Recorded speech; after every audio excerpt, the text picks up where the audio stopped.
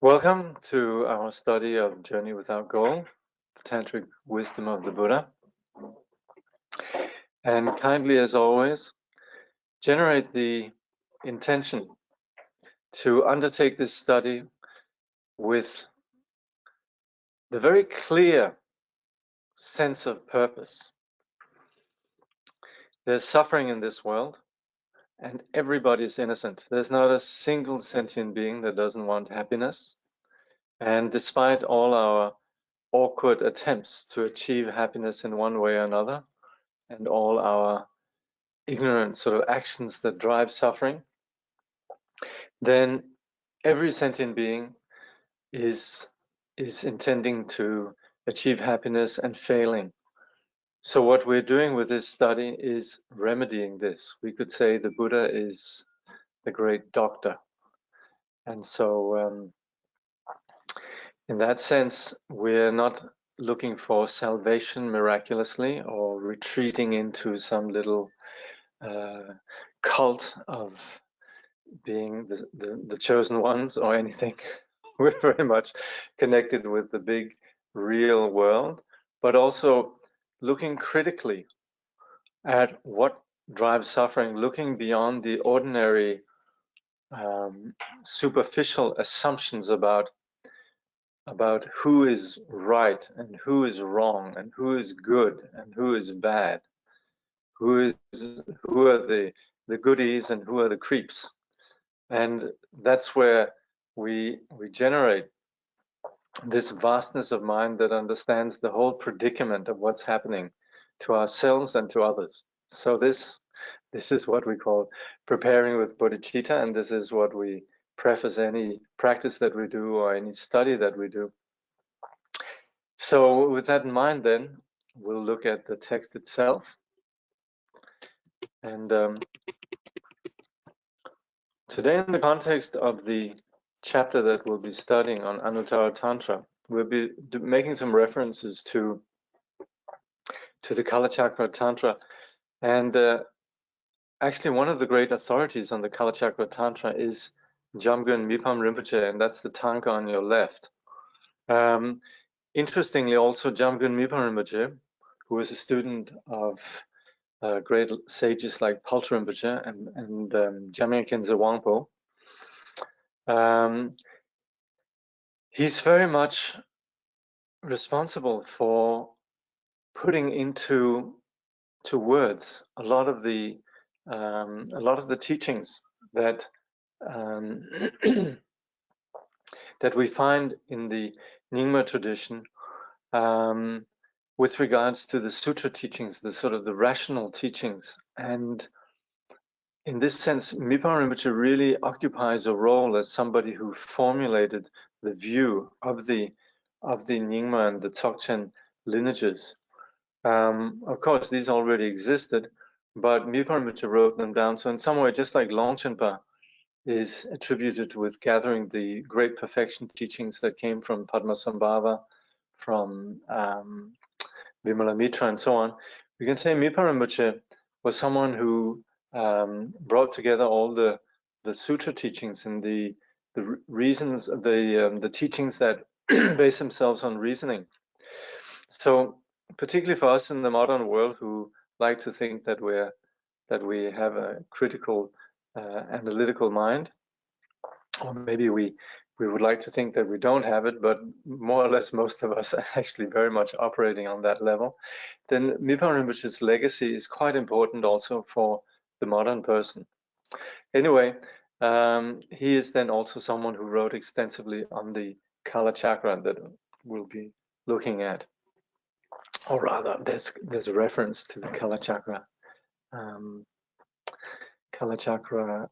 Tantra. So good morning, La. So we'll first look at the devotional chant at the beginning of Journey Without Goal, crying to the gurus from afar, intensifying devotion in one's heart. And so, having invoked all the masters of the lineage now, we're doing what we very often do, really, in supplicating the Guru, is being completely honest about our situation as neurotic, deluded persons.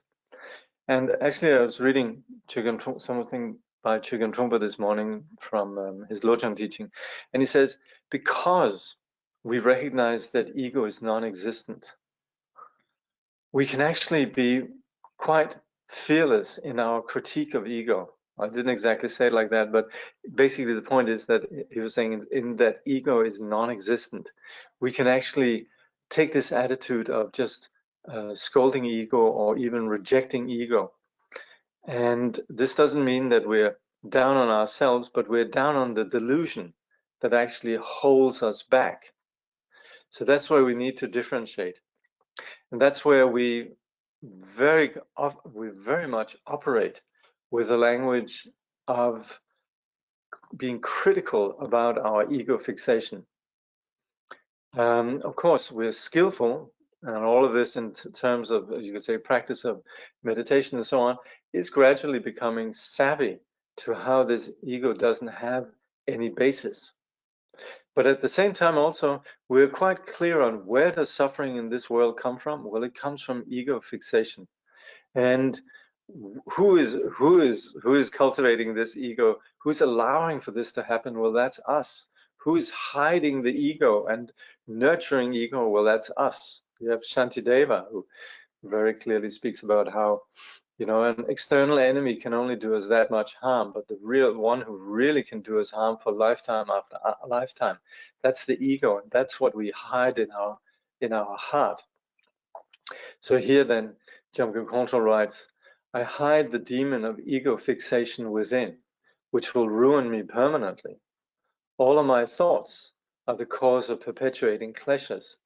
All of my actions have unvirtuous results. I have not even gone toward the path of liberation. Guru, think of me. Look upon me quickly with compassion.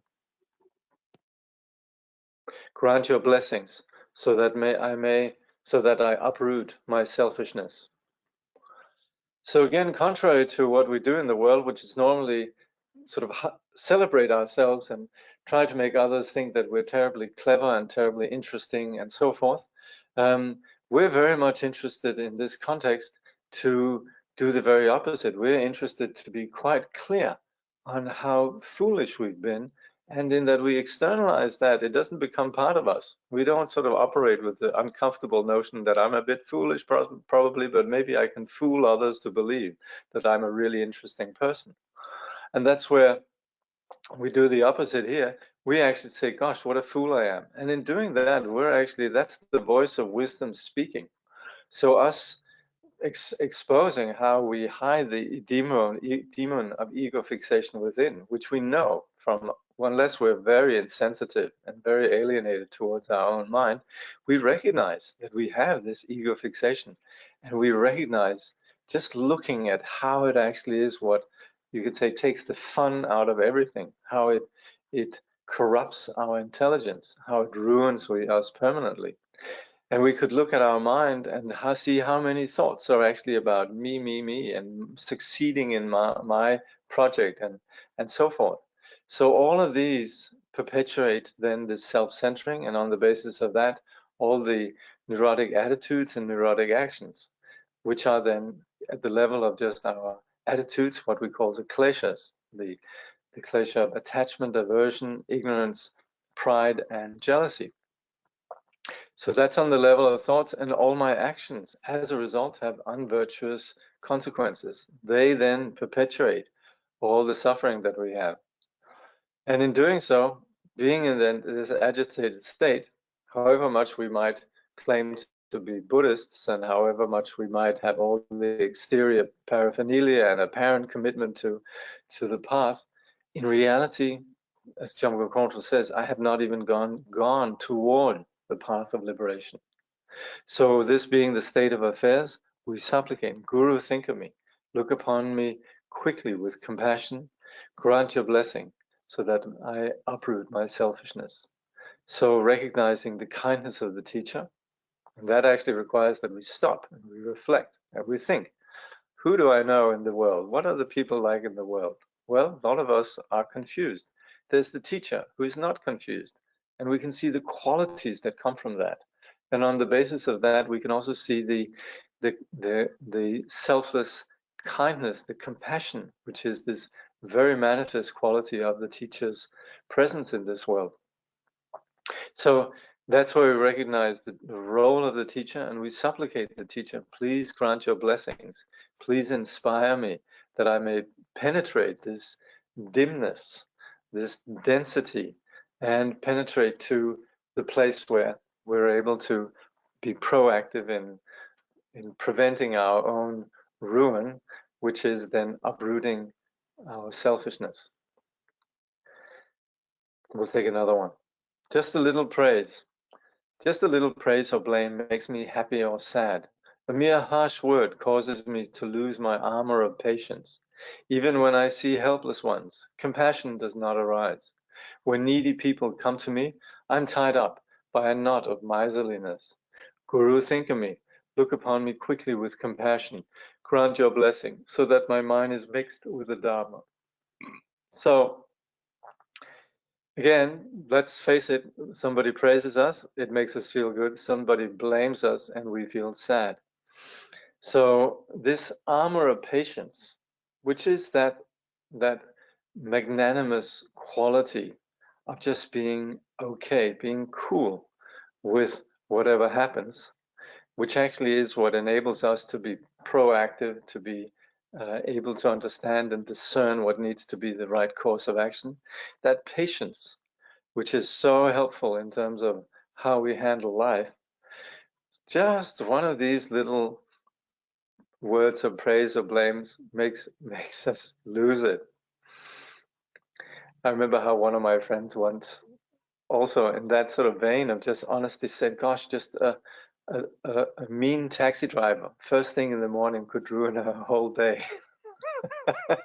Sometimes we're like that. Just some little something just can make us incredibly excited. Somebody says something nice and it takes us so high, and somebody says something critical and we go so low. So we can see our own shortcomings. We can say, well, that's normal. Well, yes, exactly. That is why we sentient beings suffer. This is where the illness comes from. This is where we who wish to do something about this, we're onto it. This is where we begin to identify what is our homework exactly. So we say, even when I see helpless ones, compassion does not arise.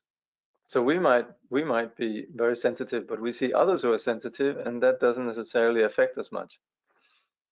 We have persons that come to us with needs, and we're more concerned about what we have and what we're tied up with in terms of our possessions or our time or our space or our energy. So the concerns of others being needy, that's again something that we don't really worry about. We're tied up basically in our own self-concern.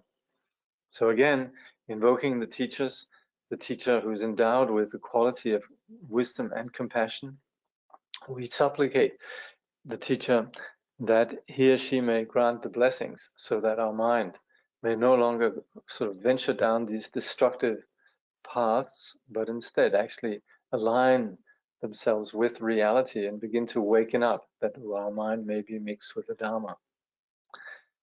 So then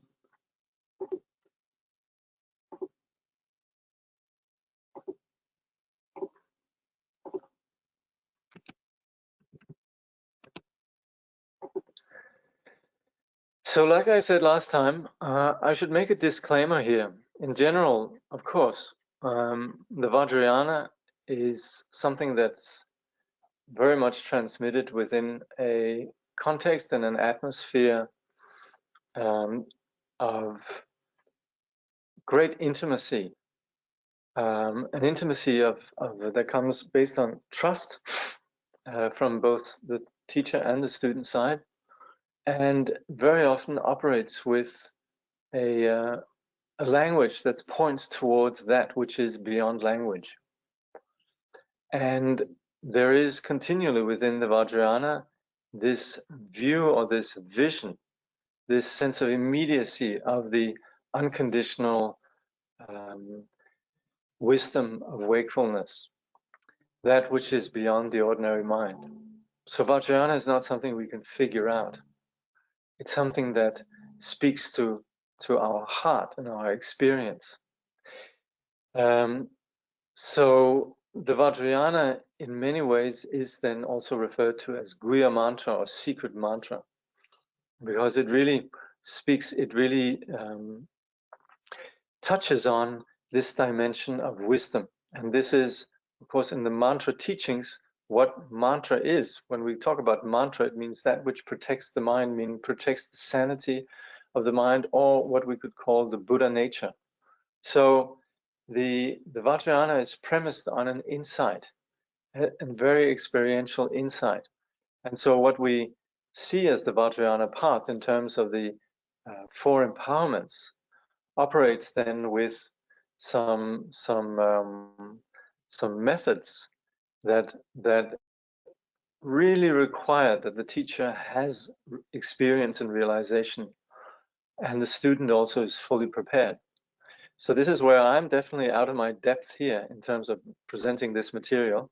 I can refer to some of my little understanding and some of the classifications that we operate with when explaining the Vajrayana and exploring the Vajrayana. And so, of course, saying all of this doesn't mean that we shouldn't approach this. We definitely should. But also we should be aware, definitely in this case here, you should be aware that I'm not somebody who, first of all, I'm not a direct student of the Vijayadhara as much as I regard the Vijayadhara as my teacher, and I'm even doubtful that I would have had the trust in the teaching the way I have it if it hadn't been for the Vijayadhara Chögyam Trungpa Rinpoche. So I regard him as my teacher, but I never met Trungpa Rinpoche. I've had the privilege to hang out with quite a few of his students, and I'm friends with many of his students, and I've received instructions, meditation instructions from Trungpa Rinpoche's students. But I would say some of the material here, you should go to some of the older students of the Vijayadhara and request them to clarify some of these things that Trungpa Rinpoche is talking about. So luckily we still have many. Trungpa Rinpoche attracted in a lot of really brilliant people, and so the lineage, the teachings, they're still upheld. So this is what I would recommend for some of these things here. Well, I probably can't keep my mouth shut in some regards, so that might happen. But also there's a lot of this which I would say you should seek further clarification then with these senior students. So we have, and also something I want to point out last time, and with regards to Anuttara Tantra, because it speaks a lot about Nadi, Prana, and Bindu, I'm situating this in terms of the 4 empowerments more to do with the 2nd and 3rd empowerment. So, like I also said last time, we have already to some extent discussed sadhana practice and the principles of sadhana earlier. And now we're more talking about, which is the 1st empowerment, now we're more talking about 2nd and 3rd. And the next chapter on Mahati will be more about the 4th empowerment. Still, this doesn't mean that when we're talking about Anuttara Tantra, that uniquely operates only with the 2nd and 3rd and 4th empowerments. That's not the case. All the various Tantra sections, they each come with the 4 empowerments. And of course, in addition to the 4 empowerments, there's other many kind of accessory empowerments, auxiliary empowerments. But that's just to be clear that in Anuttara Tantra, many different tantras, in the sense of many different sadhana, many different practices. All of these come with their own set of the 4 empowerments. For example, the Kala Chakra Tantra, which in the context of its 4 empowerments also has a lot of subsidiary empowerments. So anyway, the the Vajrayana then says, the tantric practices that work with Nadi, Prana, and Bindu are based on Hatha Yoga, pranayama practices, and certain concentration and visualization experiences. But there is something more than that. In the application of Nadi, Prana, and Bindu, there is still a sense of taking a journey, cranking up our machine along our railroad track. We can perceive our world in terms of Nadi, Prana, and Bindu, and using them, we can take our journey. But then, at the highest level of Anuttara Yoga, we begin to transcend that journey. We go beyond using those three types of energy. We go on to something more than that, beyond consciousness and mind, and our experience of the world alone. We begin to expand ourselves, and a greater openness begins to take place. It is like the unfolding of a flower. We don't even feel a sense of journey anymore. In Anuttara Yoga, that greater openness is symbolized by the monogram Evam. So we're speaking about the tantric practices then, and this again does have to do with the second and third empowerments, where we do operate with yogic exercises, with working with the prana. We work with various ways of focusing the mind, and all of this is referred to as, and here I'm drawing on the classical, you could say, way of presenting what we call the completion stage practices, which is then the second, third, and fourth empowerment, where we then have classifications of completion stage practices with characteristics and without characteristics. So we would say we have the external framework that's provided by the first empowerment that has to do with sadhana and beginning to see our world more precisely, more clearly. And that's the first empowerment.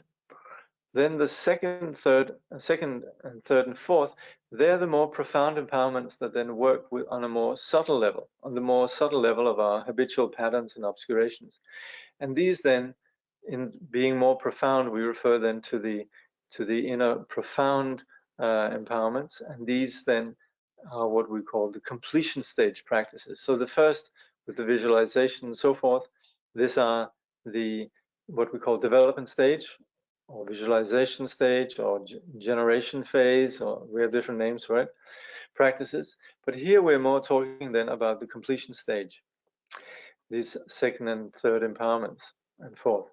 But that's where we have two classifications. One is what we call the completion stage practices with reference point, or with characteristics. We have something to hold on to, and that's where we work with Hatha Yoga, Pranayama, and various ways of focusing the mind.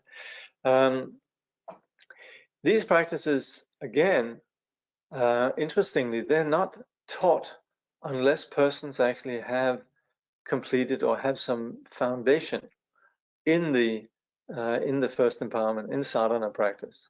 And that's why, that's from the very start actually been something that's been notable about the Tibetan Buddhist transmission, is that they have not entered the marketplace. You do not have persons teaching the practices of yoga and pranayama in the Tibetan context without students actually having gone through the preliminary practices. So that's why while you have a lot in the Indian tradition, then there is this initially, or not initially, but up until 150, 200 years ago, the Hatha Yoga was never taught outside of certain circles. The Brahmin circles and other, you could say, esoteric circles. And it's only in the 19th century then that this was beginning to be taught widely, to the point where we then nowadays have yoga everywhere. But that is Indian yoga, and the Tibetans, they have very much stuck to their principles in terms of not presenting Hatha Yoga that openly unless you actually have the foundations. So in that we have these reference points to Nadi, Prana, and Bindu, and like we saw last time, this understanding of Nadi, Prana, and Bindu plays out also in terms of the external phenomenal world. There is also a place where we begin to go beyond that, beyond the having this what we could call the completion stage practices with reference point or with characteristics. Senche. So you have senche kitzorim and senme kitzorim. So here then we're going beyond the completion stage practices with characteristics. Then going beyond that, we relinquish that, and that's where we then begin to enter into a greater space of openness. Where then you should consult the senior students about this. But this transition, where this exactly takes place, I shan't say, whether it's between the second and third empowerment or whether it's between the third and fourth empowerment. I can't tell you. But anyway, there is, of course, the whole point of all that we're doing here is gradually expanding beyond any reference points, beyond any limitations. And that's where we enter into this greater openness. And that is famously symbolized by evam. Evam is these two syllables. E is generally associated with the space of wisdom, and vam with the bliss or skillful means.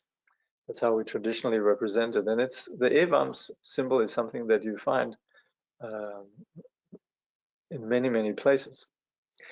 Remember, the first edition of Meditation and Action had evam on the cover.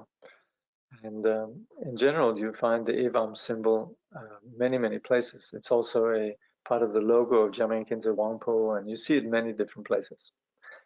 Anyway, discovering the existence of evam transcends hatha yoga and pranayama practice.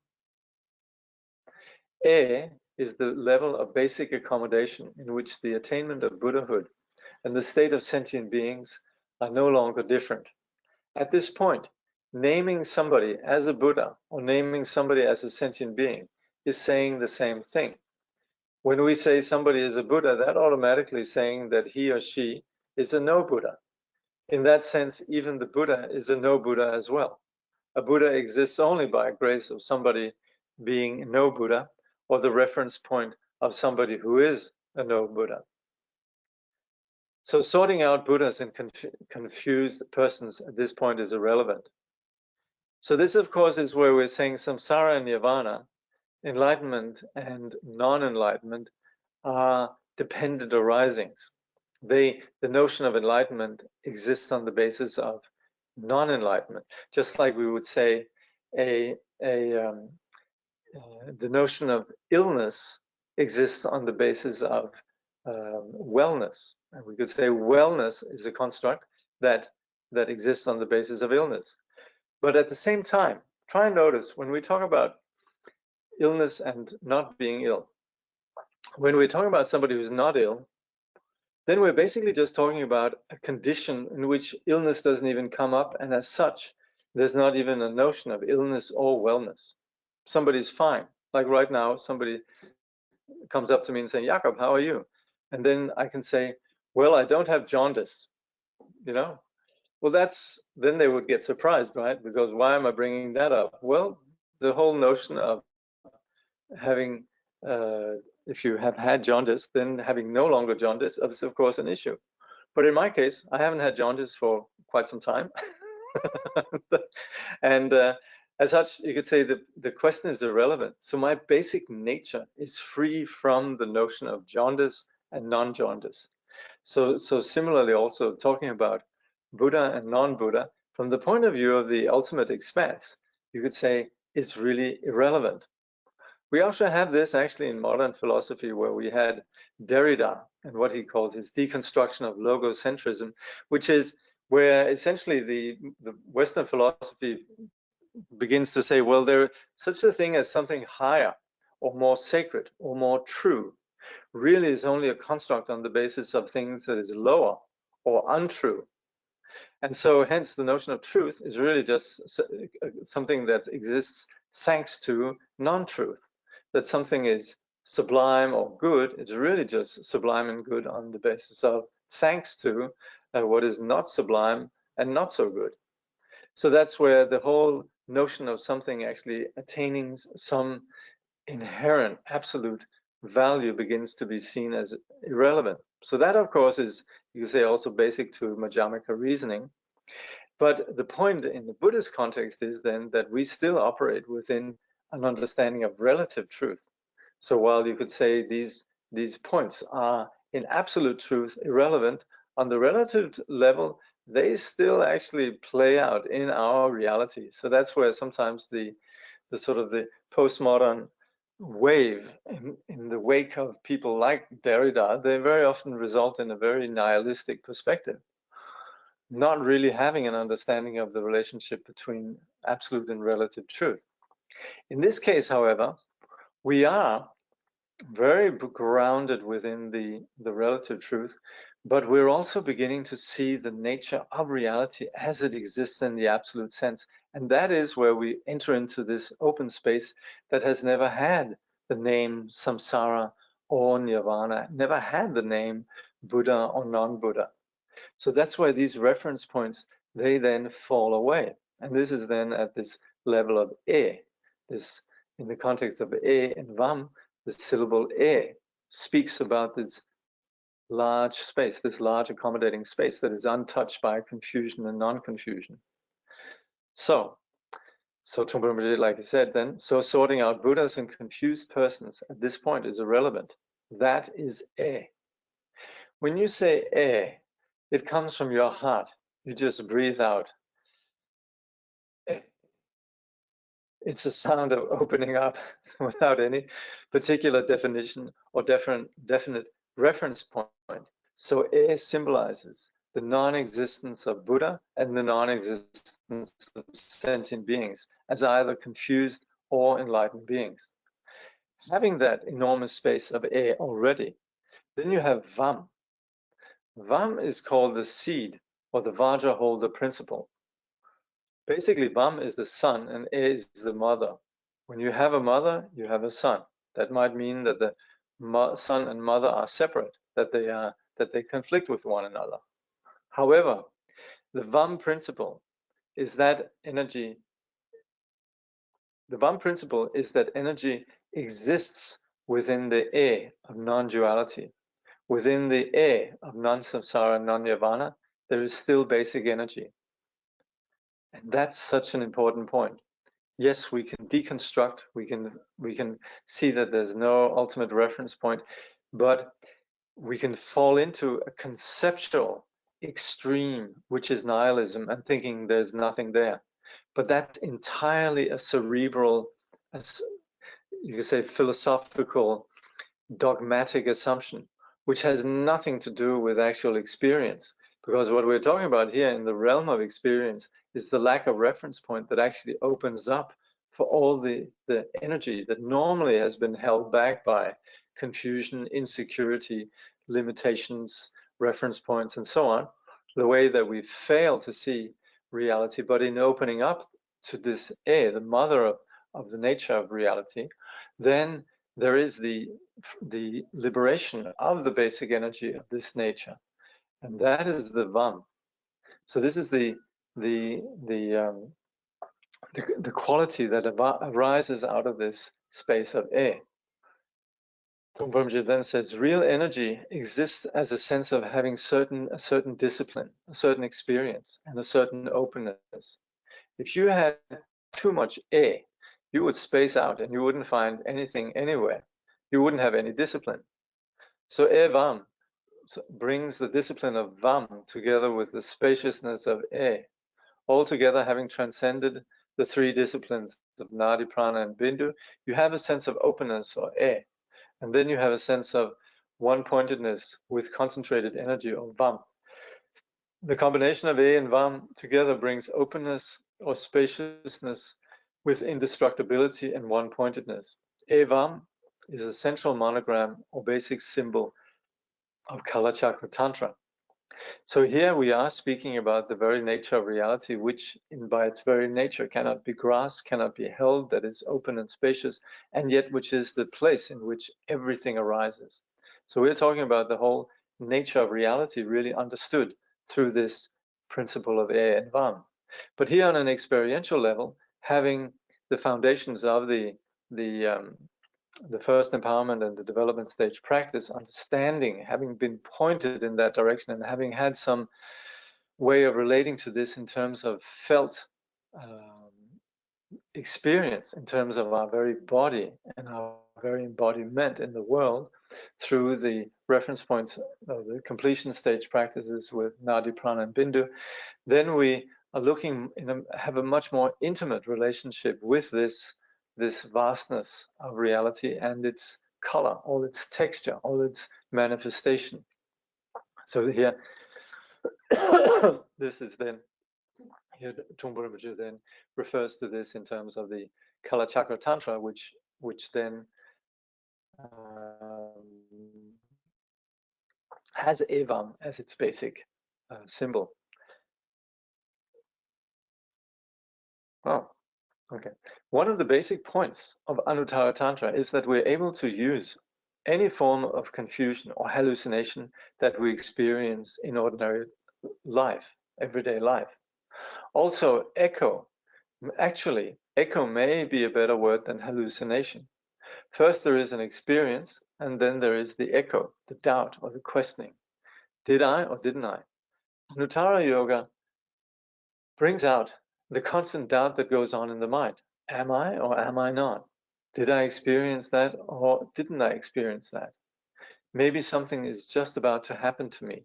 Maybe not. Such chatterings of mind take place all the time, but they're never legitimized in the Buddhist teaching of the Hinayana and Mahayana. Thus spake the Vajrayana. And this is where I would say I would not be able to confidently exactly clarify what the Vajrayana means with this. Of course, we should just let it sit there, and I think as we practice, then the meaning will come through. But yes, certainly on a very personal level, I can say I definitely continually experience doubt. This did I or didn't I, am I not, and all of that, that comes up all the time in various ways. So here, however, it seems that there is a greater accommodation of that. Trungpa Rinpoche then says, in the lower yanas, such questions are ignored. Such tentative explanations are ignored. If you have any questions, regard them as your mind. Just say it's your mind. You're just confused. Just come back to your practice. But Kala Chakra Tantra says such confusion is legitimate. In fact, such confusion has enormous potential. We have the potential of becoming an enormously successful, if we could use such a word, tantric student, because we have such creepy questions about ourselves. Such double thinking, double hearing, and double vision are legitimate. They are already included. When we experience this double vision, the first vision is sharp, and then there is a shadow around that. The first vision is Vam, the second vision is E. That is exactly the process of Evam. We have a sharp vision first, and then we have a shadow around it. So we are seeing Evam constantly. That is the basic approach of Anuttara, allowing doubt and including that doubt as part of our progress. So again, here, this is where, for two reasons, I'm reluctant to say much about this, even though, of course, you could say this could spark reflections of various kinds, but the exact meaning of this would really require an understanding of some of the principles of the Kala Chakra Tantra, and also then what the Vajrayana here means, which I am not exactly sure on. So again, I would like to make a strong case for you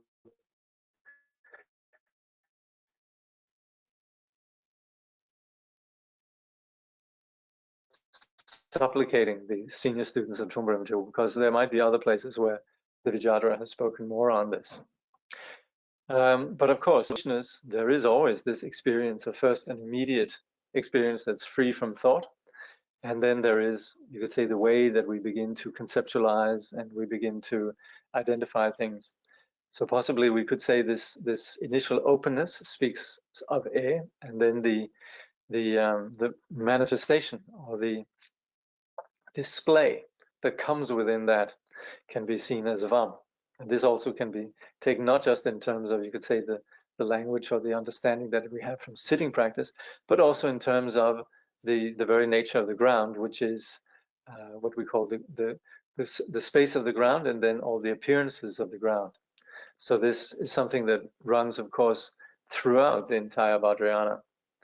But I'll limit myself at this point and try not to say more. At this point, then, we're just about to enter the next section, which is the last chapter of the book, which is Mahāti. So I'll leave that till next time. So what is it again? At this point, we could have a discussion.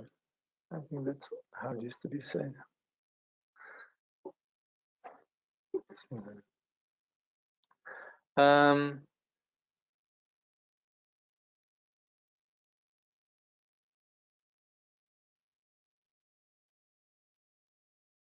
And somebody's asking about the Tanka. Okay. This is, so you have in the middle, you have Jamgun Mipam. Above you have four-armed Manjushri, which was Jamgun Mipam's, you could say, principal deity. And it said that on the basis of vision, when he was 15 or 16, then Mipam Rinpoche never had any doubts with regards to teachings. And whenever he would hear a teaching, he would actually remember every word of it. And so from then onwards, Mipam Rinpoche had this great dharani, or this great confidence. Incidentally, if you will see this deity in many places, but Mipam Rinpoche had a particular little statue of this deity that he kept with him. And when he passed away, this was somebody looked after that little statue. That was what we call Mipam Rinpoche's Tudamgi 10, the support for his practice.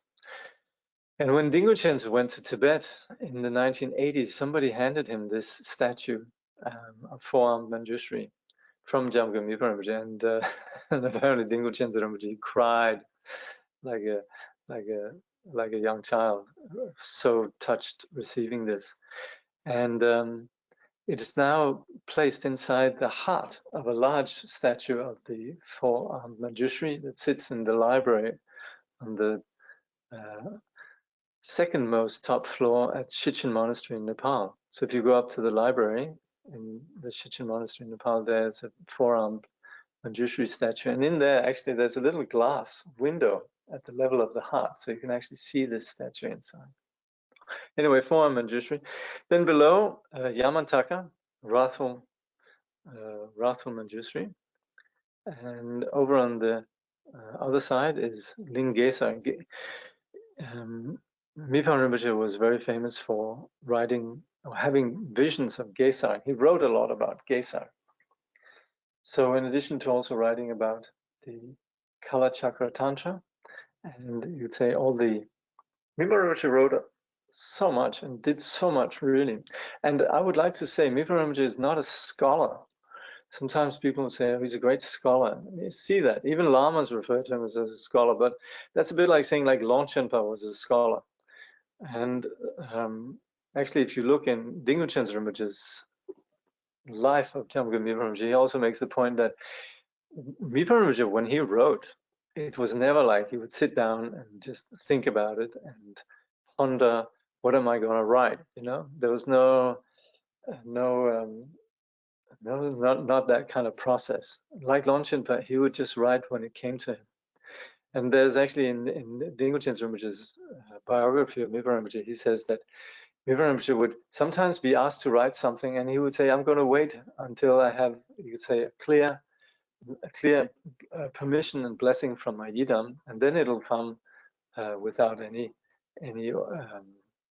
kind of ordinary artifice. He said, oh yeah, he also said, I could write now on the basis of just ordinary intellectual knowledge, and I could say a lot. But he says, I'd rather wait until until I have the clear vision of the yidam, and then what I write will be really beneficial. So in that sense, when Mipam Rinpoche wrote, it was never as an intellectual, as a scholar. It was very much, you could say, it was like a treasure teaching, like a Dhamma teaching.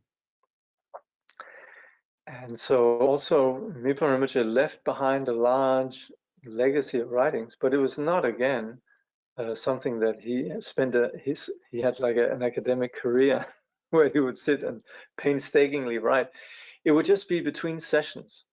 So when he was not meditating, he would just, in the sort of break between the sessions, he would write a little something. And this, of course, over the years accumulated. So we have now 35 large, at least 35 large volumes of Mipa Rinpoche's writings.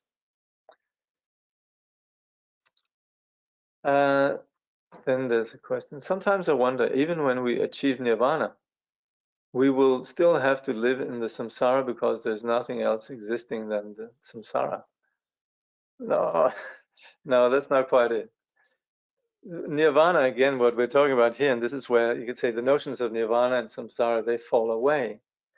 When we achieve nirvana, then we're no longer in samsara. It's like when we've been sick.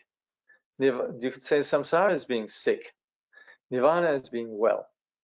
So once we're well, then we don't have to be sick anymore. And that's where we don't really think in terms of sick and not sick. We're just well. So that's where the notions of samsara and nirvana, they fall away, in that we're liberated into the primordial conditions, which is beyond being sick and not sick. It's only while we're sick that we think in terms of, oh, I really wish I was well. And once I've gotten over my jaundice, and people say, do you still have jaundice? I say, no, I'm over it now. But now, 20 years down the road, then somebody, if somebody asks me, how are you? I say, I'm well. I don't still say, well, I don't have jaundice anymore. So the notions of samsara and nirvana fall away. But why we see that great beings like Mipa Rinpoche, like other bodhisattvas, they continually are present within our world and our perception, is because of compassion. So we would say the bodhisattva, out of wisdom, doesn't dwell in nirvana. Doesn't dwell in samsara. Out of wisdom, they are free. They're free from samsara. But out of compassion, they also don't dwell in nirvana. They don't retreat into some ultimate comfort zone. So in that sense, the bodhisattvas and the Buddhas, they dwell in neither samsara nor in nirvana, and they appear to us sentient beings on the basis of the disposition, the aspirations, the wishes, the karma of us sentient beings. So we could say they appear in samsara, but that's actually not true. They might appear in this world, but for them, this world is not an ordinary world the way that we see it. The way that we individually project and are caught up in a dualistic experience of the world, that's our particular neurosis. That's our particular little Idaho. That's our particular little predicament. The bodhisattvas and the Buddhas don't have that.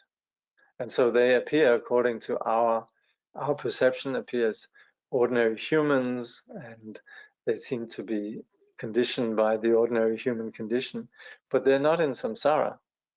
They might appear in this world, but they're not in any way conditioned by confusion. So someone says, the video recording of Chögyam Trungpa Rinpoche's teaching truly looks like a vivid tanka, the way Rinpoche holding a vajra, pointing to the audience, all movement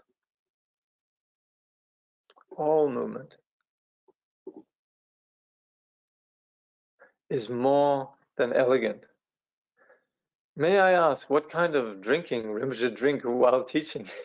Is that wine? If yes, what kind of wine Rinpoche prefer? I would like to offer that drinking in my shrine. Bless your heart. Apology for the gossipy type of question. All right. Well, word has it. Well, let me first of all congratulate you in terms of identifying and seeing the grace and the elegance of Chögyam Trungpa. And this is exactly what we mean with when we when we just seeing the teacher, ordinary conceptions fall away. And yes, this is how the Bodhisattva manifests in this world, where every movement actually points to that which lies beyond language. And like you say, all movement is more than elegant. So like I say, yes, I believe that Trungpa Rinpoche rather liked sake, and the clear drink in his glass presumably is sake. So that's, I think, a safe guess. Some of the senior students who are here could correct me if I'm wrong, but I think that's rather likely. The sake is actually a bit like rice wine, like chang.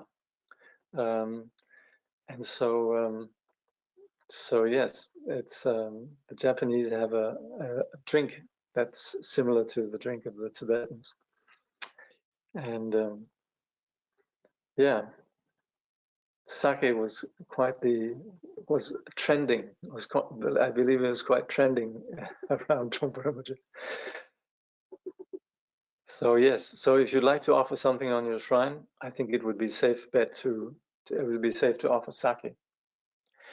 In the Shambhala teachings, we talk about the trap of doubt. It might be a source for talking about doubt. Okay, thank you. Also, Trungpa just spoke of overcoming one's cocoon by not running out and playing in the fields. Spoke of overcoming by...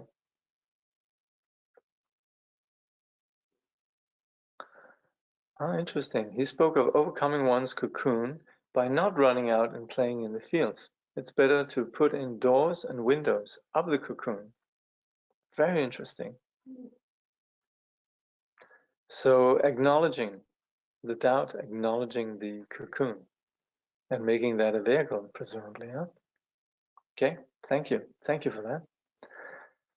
Is it right to say that they, enlightened being, appear on the basis of our ignorance? Hence, it has been said that the Buddha has never taught. Yes, to some extent, yes. Yeah, I know what you're getting at, and that's right. The Buddha appears according to our, you could say, not ignorance exactly, but our disposition, on the basis of our ignorant condition. But within our ignorant condition, there's still the light of the potential for awakening that shines through. And that's where, in the midst of us being neurotic persons and all of that, there is also something that identifies and clearly appreciates when there's enlightenment, when there's a great sage that manifests. So as much as you could say persons might be confused, they meet someone like the Vajrayana, they meet someone like Khyentse Rinpoche or the Dalai Lama and so on. And in the midst of being a confused person, there's this recognition that, wow, here's somebody extraordinary. So that's right. It is that the enlightened person then appears thanks to that, what we could sometimes call merit, that clarity that comes from Buddha nature. Then on the basis of that, then we see the Buddha. And that's where we can't externalize this.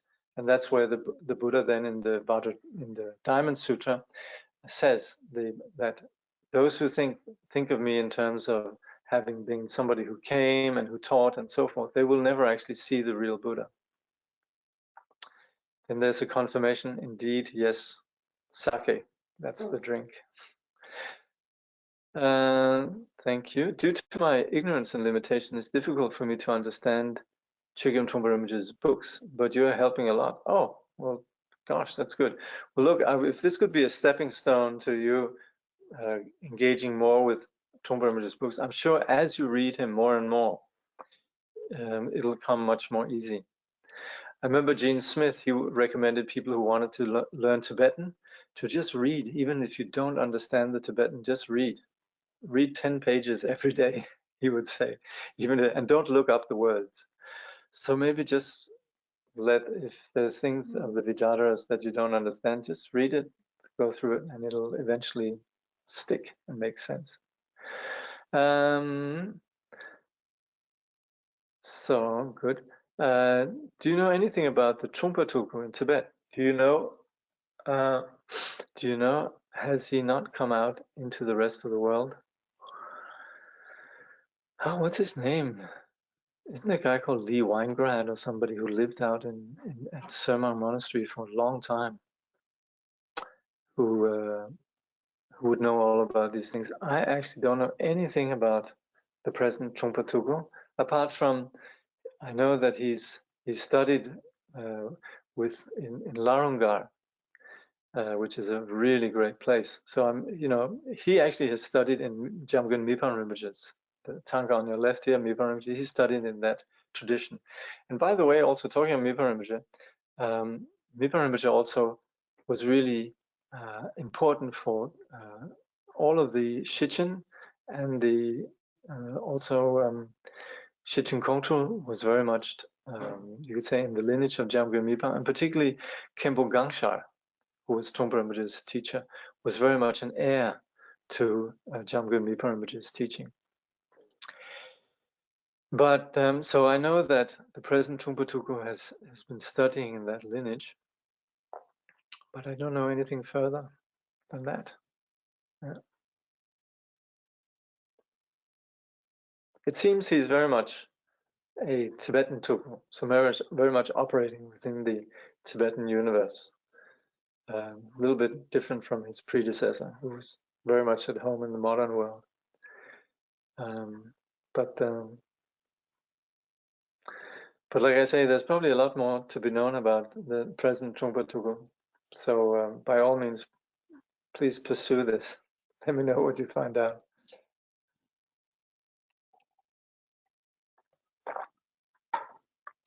Okay.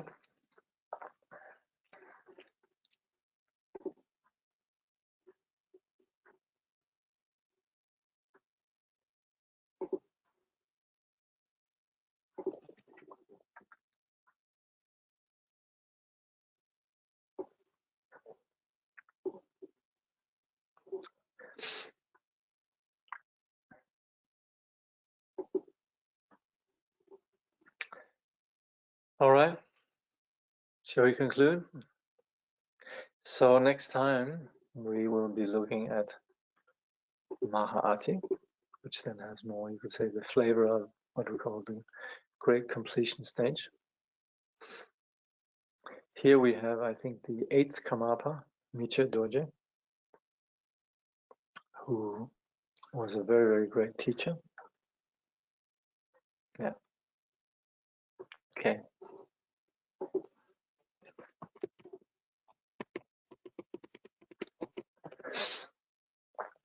Through this virtue, may all beings throughout existence awaken together without a single being left behind. In the pure realm of the luminous essence, the ground of the great perfection, may they remain inseparable from the kayas and wisdoms. Through all our births, wherever we may be born, may we be endowed with the 7 good qualities of the higher realms. As soon as we are born, may we meet with the Dharma and have the freedom to practice it properly. At that time, may we please the holy gurus and practice the Dharma throughout the day and night. Realizing the Dharma and accomplishing its essential meaning, may we cross the ocean of existence in that light. Thoroughly teaching the holy Dharma in this world, may we never tire of accomplishing the benefit of others. By this vast benefit of others, without partiality or bias, may all attain Buddhahood together.